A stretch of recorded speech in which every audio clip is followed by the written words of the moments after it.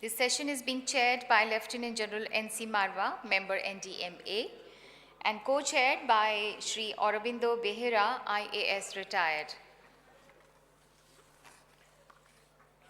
May I request you all to kindly settle down? And I request Lieutenant General Marwa, Shri Aurobindo Behera, Dr. M. Mohapatra, Shri N.M. Desai, Shri Prakash Mishra, and Shri R.K. Pachananda, and Shri Krishna S. Vats to kindly take your seats on the dais.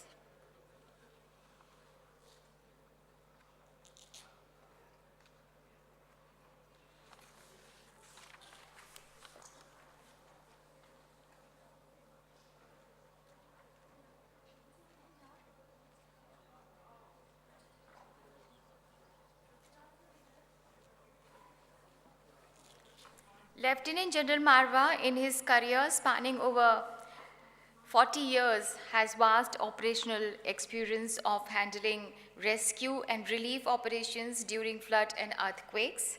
Shri Aurobindo Behera, during his 33 years in the IAS, worked in the field as well as senior positions in Orissa.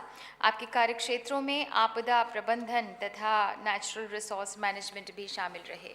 हमारे panelists हैं doctor M Mohapatra, additional director general India meteorological department, Shri N M Desai, deputy director space application centre ISRO, Shri Prakash Mishra, DG fire services civil defence and home guards, Shri R K Pachnanda, director general NDRF, and Shri Krishna S. Vats from UNDP.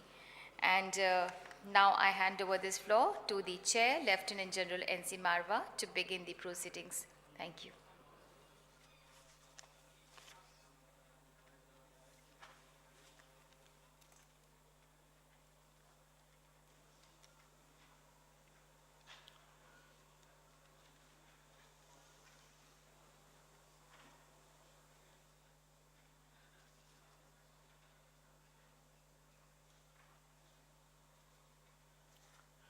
Good morning, ladies and gentlemen. This technical session 4 is focused on enhancing disaster preparedness for effective response and to build back better in recovery, rehabilitation, and reconstruction. Each of these facets is very important for understanding and implementation by all of us. And I'm happy to have a big panel, 5 panelists, expert in their own field. The 5th one, Mr. Krishna Vatsa, will be available on Skype in the later part of the session. I would request the panelists to kindly focus on some of the areas which are of interest and general awareness for everyone. Secondly, they should try to give out their ongoing programs, initiatives, also talk about the challenges which they face and make few recommendations as to how we could take some of these initiatives forward. So without much ado on this, I request my co-chair, Mr. Aurobindo Behera, to make opening remarks, please.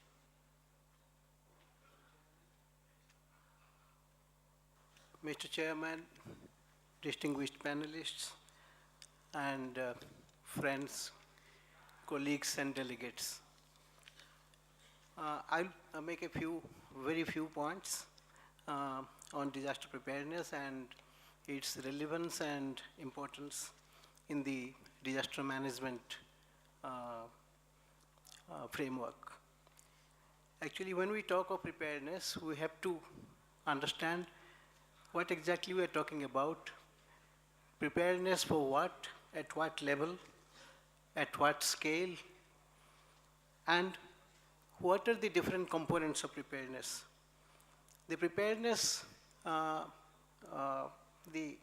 activity related to preparedness could be related to the local communities, it could be related to the highest levels of institution in the country, uh, like MHA, NDMA, SDMAs, and so on and so forth. The preparedness also could relate to what group we are talking about, whether it is the local communities or government personnel, NGOs, local institutions of governance, and so on. And preparedness also has to relate to the keeping in readiness the equipment and tools required for disaster response, recovery, reconstruction, and so on. After saying this, I would like also to make the point that good disaster preparedness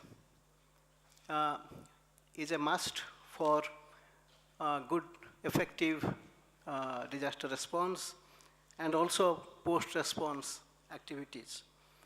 And it depends on an overall culture of preparedness. How prepared a particular area is for meeting a possible disaster, depends on a culture of preparedness, and which is also dependent on a culture of good governance. Unless there is good governance, then bringing in a culture of preparedness would be difficult, and unless there is a culture of preparedness, getting prepared for specific disasters will be more and more difficult. While talking about disaster preparedness, we should also look at the institutional arrangements that are in existence for disaster management. And we must address the institutional inadequacies and institutional incongruities also. There are multiple institutions. Sometimes they could be working at cross purposes. And we have to actually synergize and ensure that disaster management is possible with the least resources and with the least effort. Disaster preparedness includes long-term disaster preparedness and short-term disaster preparedness. Certain measures which will have to be taken which span long time periods, and certain measures will have to be taken just before a particular type of disaster is likely to strike. And it depends on what kind of disaster we are talking about. Slow onset disasters or rapid onset disasters, and so on and so forth. Updating plans, pre-checking of equipments and tools, mock drills, standby arrangements, capacity building of the people who are in charge of disaster response. All this will have to be monitored.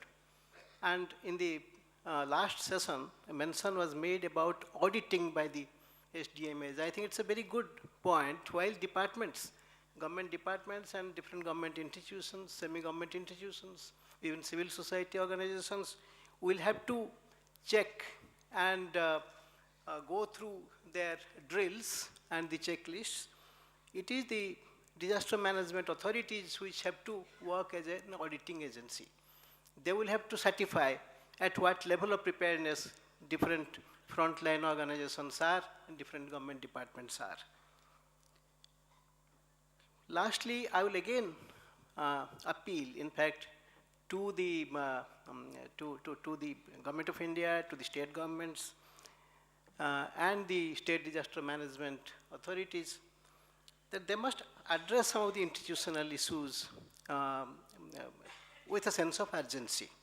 Because I have seen that in different states, there are a lot of redundancies, a lot of overlappings, and lack of role clarity. For example, in the changed context, whether one requires a disaster management plan and also a relief code, for example.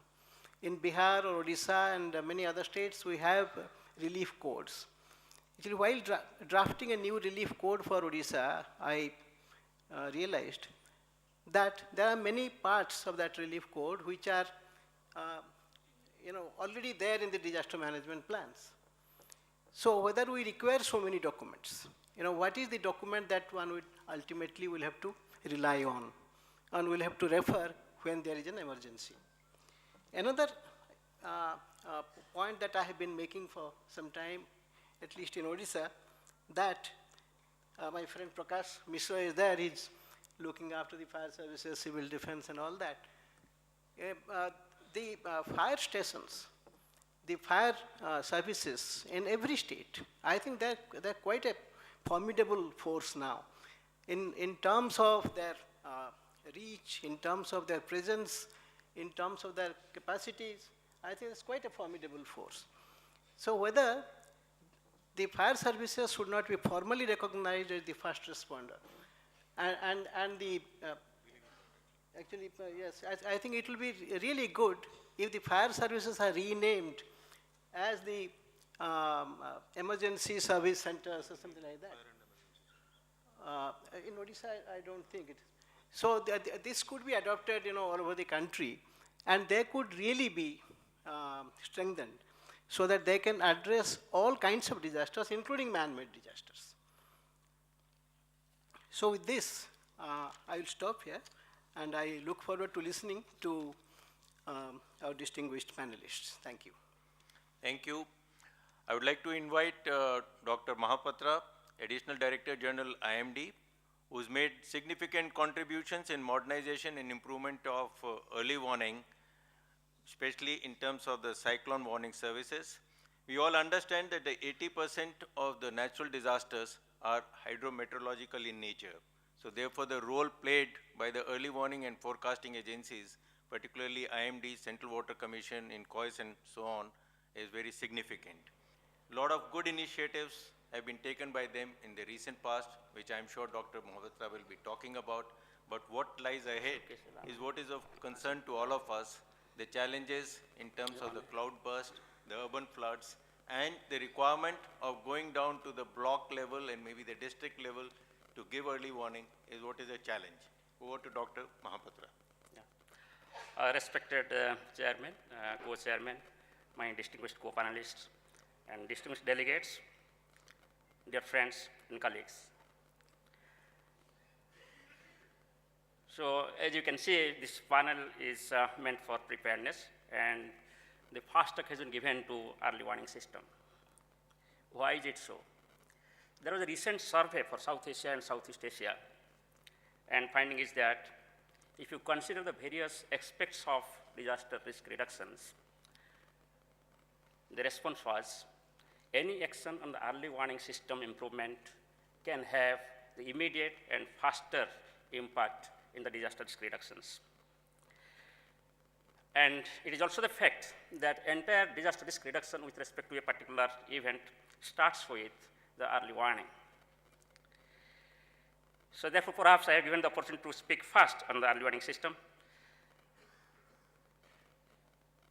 While presenting my findings here, I will be basing upon the key issues in the early warning systems in view of the Sendai framework. What are the overview of the accomplishments in the country so far? What are the challenges, way forward, and some of the recommendations?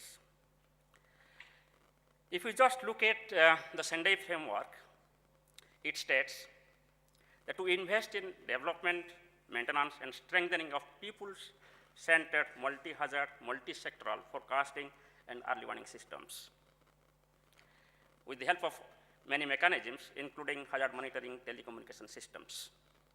So therefore, the objective is to by 2030, we should have a multi-hazard, multi-sectoral forecasting and early warning systems.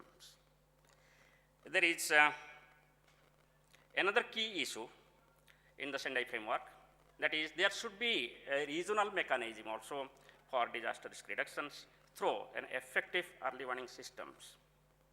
And that regional mechanism will stress upon the sharing and exchange of information across all the countries in the region. Now, if you just look at whatever we have achieved during last 10 years or so, because of the rapid improvement in all sectors of the technology, and the policy guidelines. We have got a very good, well-established institutional mechanism.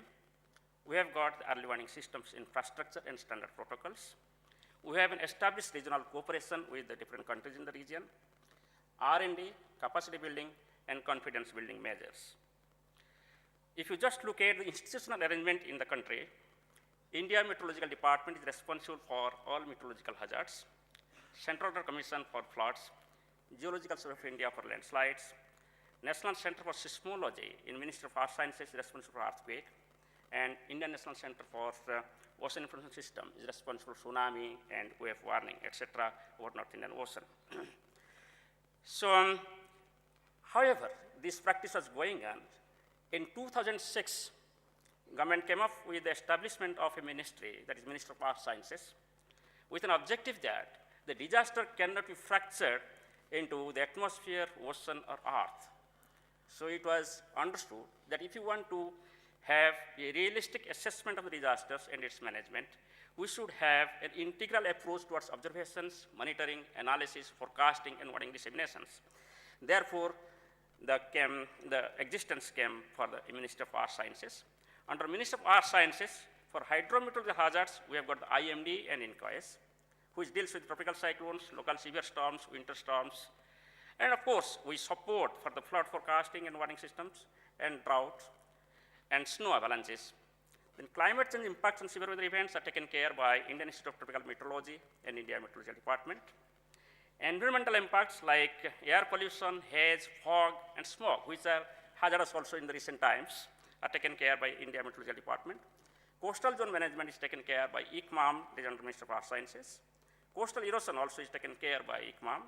Then ecosystem monitoring and modeling is taken care by IITM and IMD. With respect to geological hazards, earthquake and tsunamis are taken care by National Center for Seismology and INCOIS Hyderabad.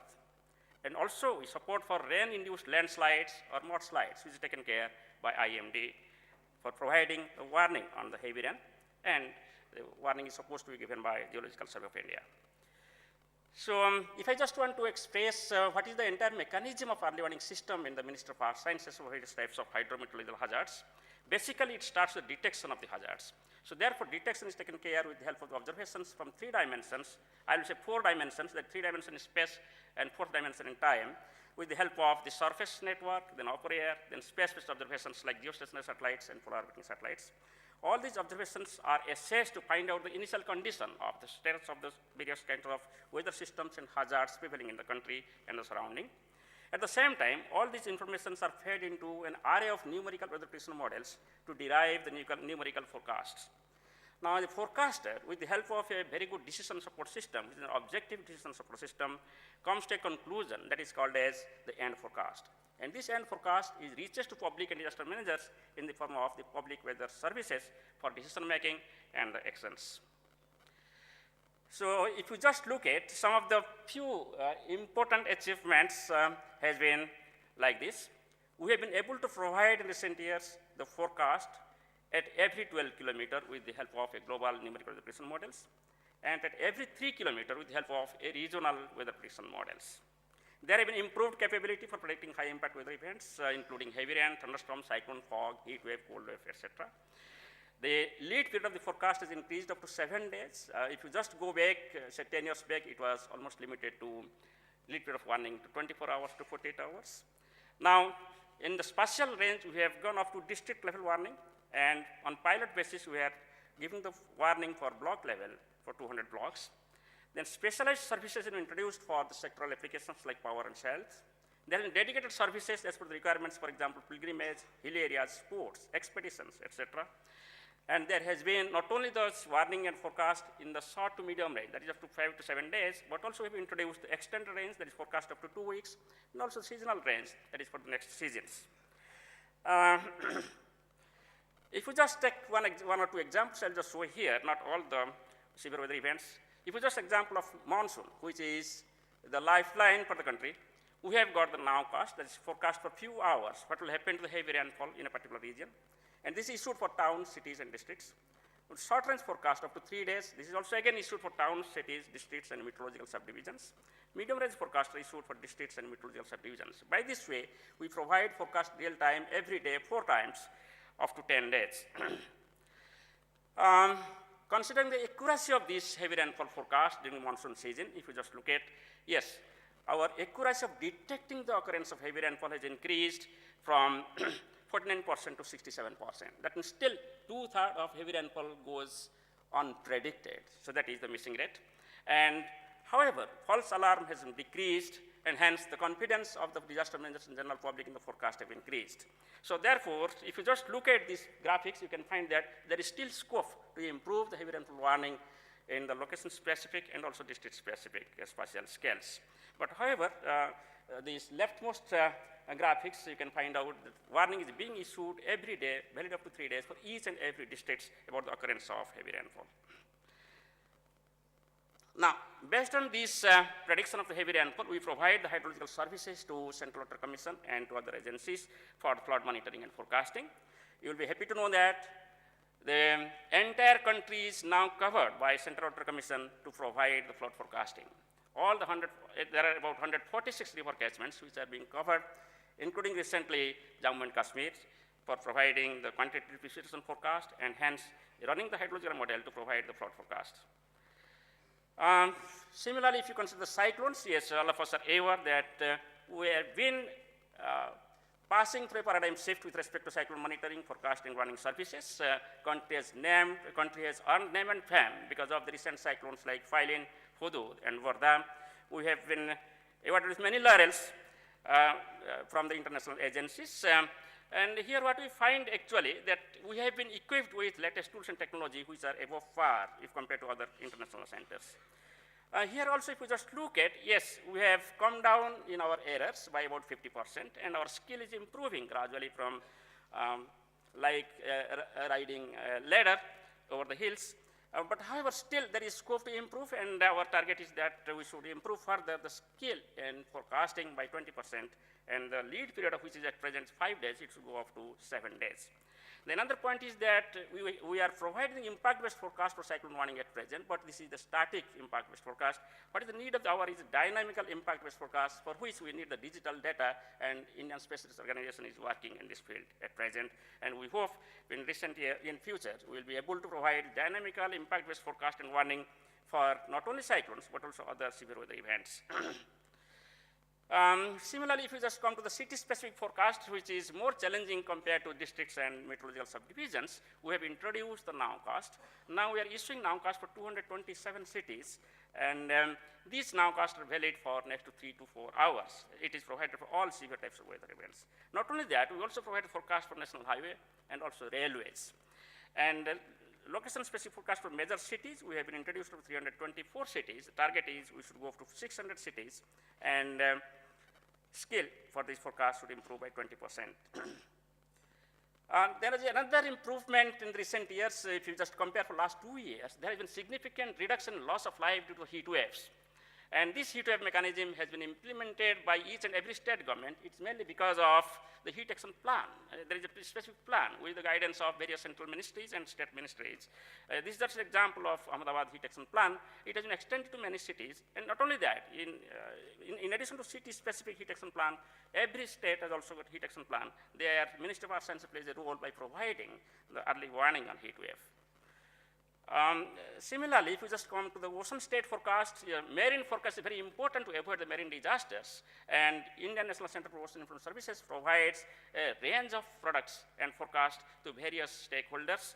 And this is the list of all those products. The most important one is the wave alert and wave warning, which are dangerous for the shipping. And that helps not only the shipping in the coastal water, but also high sea shipping and also the fishermen near the coast.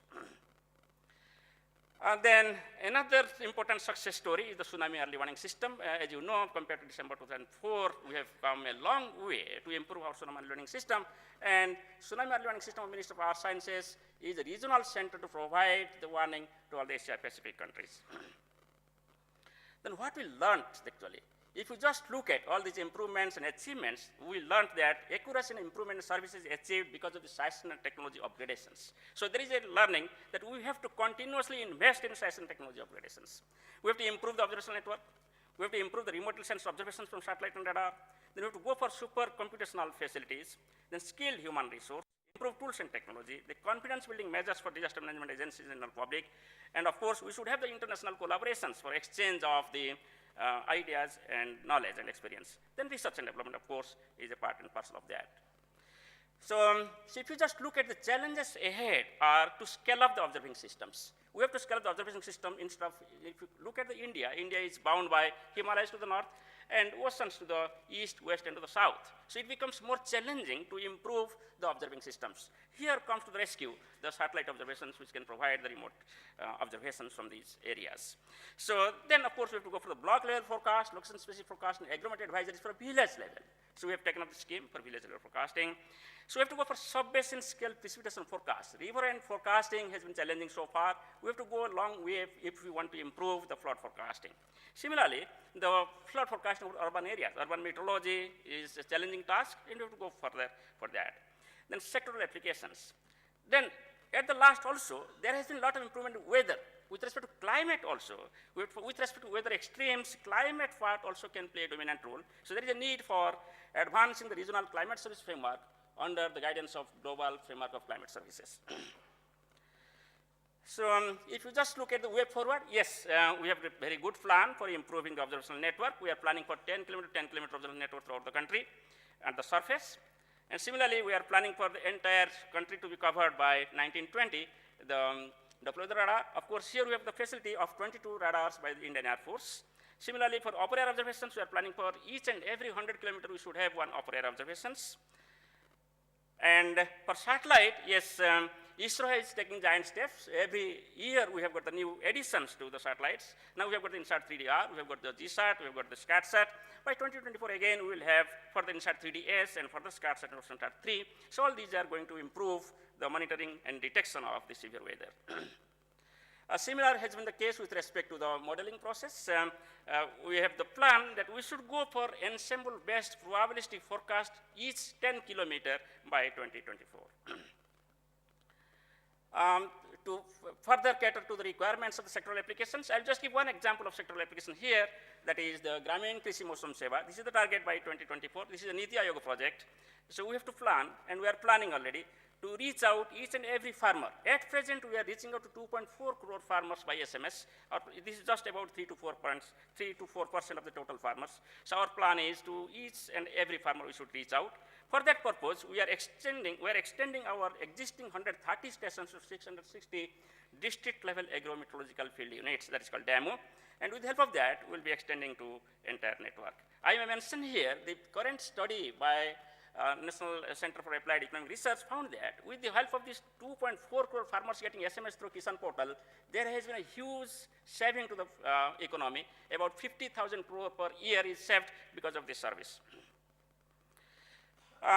Then there is another important way forward, that is that at present we have successfully managed to minimize the errors in forecasting. Our forecast is quite good comparatively if you compare to various reading centers. So what is the need then? Once you have got very good forecast, you should go for improving the impact of the forecast. So that means we want to introduce the impact-based forecast and risk-based warning. So this is a collaborative work. We need the support from Indian Space Research Organization. Actually, they are playing a lead role also in this case. And perhaps we'll be able to provide impact-based forecast, risk-based warning. Here also the state governments also play a dominant role, because if you want to provide the forecast which is risk-based, you need the information from the states. You need the information from each city, each village. So that our resolution, of course, we need.